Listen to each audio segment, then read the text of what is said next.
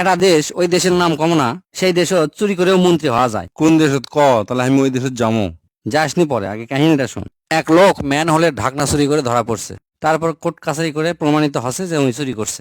তাকে আবার রাজনৈতিক ভাবে বিভিন্ন ভাবে ফাঁসি দিয়ে কেসটা আরো জটিল করে তাকে মৃত্যুদণ্ড দেওয়া হচ্ছে। ফাঁসির রায় কার্যকর করার সময় তো সগলিক জিজ্ঞেস করে যে ভাই আপনি শেষ ইচ্ছা কি, বা তোমার শেষ ইচ্ছা কি।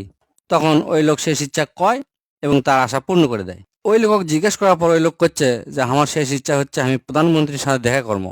আমি প্রধানমন্ত্রীর জীবনে দেখিনি, এক পলকে দেখতে চাই। দেখে মরে গেলে আমার জীবনটা সার্থক হবে। তখন বিচারক করছে ঠিক আছে, দেখা যখন করবারই চাই, ঠিক আছে দেখা করামো। পরের দিন প্রধানমন্ত্রীর কাছে নিয়ে যাওয়া হলো। প্রধানমন্ত্রী এখন করছে তাহলে আমার সাথে দেখা করে তোমার কি লাভ। তো ওই লোক করছে আমার দুটা কামের জন্য আসছি, এটা আপনার সাথে আমার দেখা হলো, আর আরটা তথ্য জানানোর জন্য আপনার কাছে আসছি। প্রধানমন্ত্রী মিচ্ছান অবাক লাগে করছে তাই নাকি, কি তথ্য? করছে স্যার আমার কাছে এমন একটা গাছের বিচি আছে, সেই গাছটা মনের সব ইচ্ছা পূরণ করে দিবার পারে।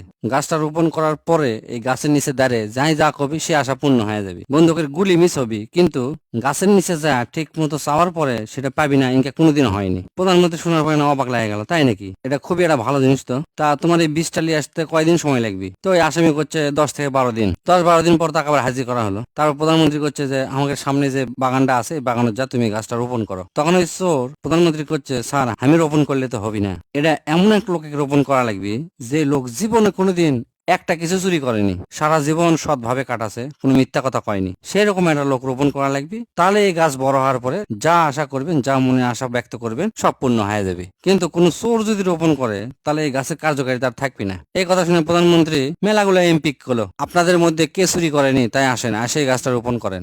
একজনের রোপণ করার জন্য সাহস পেল না। সকলেই করছে যে আমরা এত বড় দায়িত্ব পালন করি, টুকটাক এই 9-6 হতেই পারে। তারপর সমস্ত মন্ত্রীকে জিজ্ঞেস করলো, কোনো মন্ত্রীরাই রাজি হলো না। তার মধ্যে এক মন্ত্রী করছে আমাদের তো আরো বড় 9-6 হয়, এমপিরা তো কম 9-6 করতে পারে, আমরা এই গাছ রোপণ করলে আরো কাম হবি না। এরকম করতে করতে সকলি জিজ্ঞেস করা শেষ হয়ে যায়, কেউ রাজি হয় না। তার মানে সকলি চোর। লাস্টে সকলি মিলে প্রধানমন্ত্রী করছে তাহলে স্যার আপনি রোপণ করেন। তখন প্রধানমন্ত্রীরও কোচমোচ শুরু হয়ে গেছে, করছে না না কি যে কও, তোমরা যদি এরকম হয় তাহলে আমি তো তোমাকে বস, আমার তো 9-6 আরো হবি, আমার না চাললেও আমার অজান্তেই হয়ে যাবে, তাই আমি এই গাছ রোপণ করা রিস্ক লিবার চাচ্ছি না। তারপরে এক এমপি এখন করছে আচ্ছা লোকটা তো মাত্র ম্যান হলে ঢাকনা চুরি করছে, তো এর জন্য কি ফাঁসি দেওয়া উচিত? আসলে ফাঁসি দেওয়া উচিত লয়, এর কাছে মুসলেখা লেখেলেন যে আর জীবনে কোনোদিন এলে চুরি টুরি করবি না, করলে এক ছাড়ে দেয়। আর আমরা তো আরো কত বড় বড় চুরি করিচ্ছে, আমাকে তো কিছু হচ্ছে না, তাই এক ছাড়ে দেওয়াই উচিত। এই কথা শুনে আরেক মন্ত্রী করছে না না না এক ছাড়ে দেওয়া হবে না, ছাড়ে দেওয়ার সাথে সাথে বাইরে যা সব ফাঁস করে দিবি, কবি যে এই ঘটনা সগলি চোর, আমরা সগলি চোর নামে আখ্যায়িত হয়ে যাবো। তার থেকে এক কাম করা হোক,